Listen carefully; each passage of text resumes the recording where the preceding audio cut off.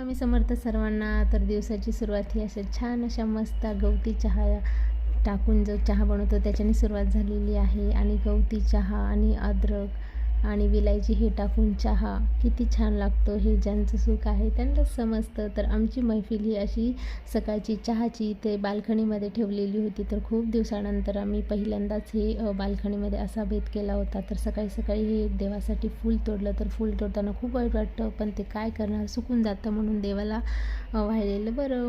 त्यामुळे आता ही जी कैरी होती ती आणलेली, याची कैरीचं मी लोणचं केलं, असंच खाल्लं. आणि आता ही चटणी बनवत आहे. चटणी ही एकदम साधी सोपी आहे, मस्त तडका दिलेला आहे.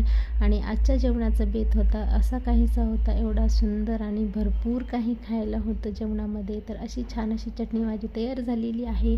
आणि इकडे आता 2-3 दिवसापासून पुण्यामध्ये खूप पावसाचं वातावरण झालेलं आहे. मध्येच पाऊस, ऊन पाऊस असं काहीसं वातावरण आहे. तर इकडे छान स्वामींना नैवेद्य वगैरे दाखवलं, दुपारचं जेवण वगैरे केलं आणि आम्ही गेलो होतो बाहेर फिरायला. तर बाहेर फिरायला जाता वेळेस खूप वारं वगैरे सुटलेलं होतं, पाऊस. आणि इकडे माझी शॉपिंग सुरू आहे, पण आमचं बाळ मध्ये मध्ये करतं, मला हे घ्यायचं, मला ते घ्यायचं. आता शॉपिंग आपली राहिली, पण पोरांचंच बघावं लागतं. पोरांना भरपूर एवढं काही असलं तरी पण मला हे घ्यायचं, ते घ्यायचं, हे पोरांचं सुरूच असतं.